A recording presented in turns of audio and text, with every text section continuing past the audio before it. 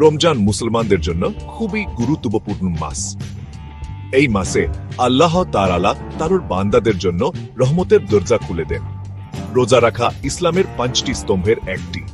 রোজা আমাদের ধৈর্য, সহনশীলতা এবং ত্যাগ শিক্ষা দেয়। রোজা শুধু খাবার ও পানীয় থেকে বিরত থাকা নয়, এই সময় আমাদের মিথ্যা ও নিন্দা, খারাপ কাজ থেকে বিরত থাকতে হয়। রোজা আমাদের মনকে পরিশুদ্ধ করে। রমজানে আমরা আমাদের অভাবী ভাই বোনদের কথা বেশি বেশি মনে রাখি, তাদের সাহায্য করার চেষ্টা করি।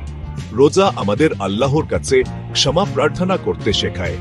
রোজা রাখার মাধ্যমে আমরা আল্লাহর সন্তুষ্টি অর্জন করতে পারি। রোজা রাখার সময় আমাদের শরীরে কিছু পরিবর্তন আসে। দীর্ঘায়িত না খেয়ে থাকার কারণে অনেকে দুর্বলতা অনুভব করতে পারেন। কিছু মানুষের মাথা ব্যথা ও পেটের সমস্যা হতে পারে। রোজার সময় পানি শূন্যতা একটি সাধারণ সমস্যা। পানি শূন্যতা থেকে ক্লান্তি, মাথা ঘোরা, এমনকি কিডনিতে সমস্যাও হতে পারে। রোজার সময় আমাদের খাবারের অভ্যাস পরিবর্তন করতে হয়। অনেকে ইফতার ও সেহরিতে অতিরিক্ত খেয়ে ফেলেন, এতে ওজন বেড়ে যাওয়া ও অন্যান্য স্বাস্থ্য সমস্যার ঝুঁকি থাকে।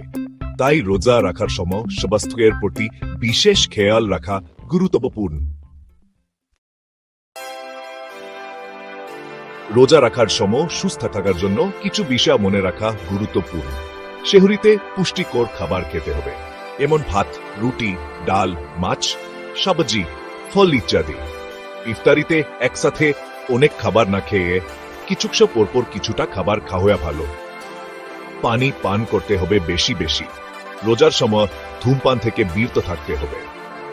রোজা রাখার সময় শারীরিক পরিশ্রম কমানো উচিত, তবে হালকা ব্যায়াম করা যেতে পারে। পর্যাপ্ত বিশ্রাম খুবই গুরুত্বপূর্ণ। রোজা রাখার সময় যে কোনো ধরনের ঔষধ ডাক্তারের পরামর্শ অনুযায়ী গ্রহণ করতে হবে। রোজার সময় দৈনন্দিন কাজের একটি ভালো রুটিন মানা গুরুত্বপূর্ণ।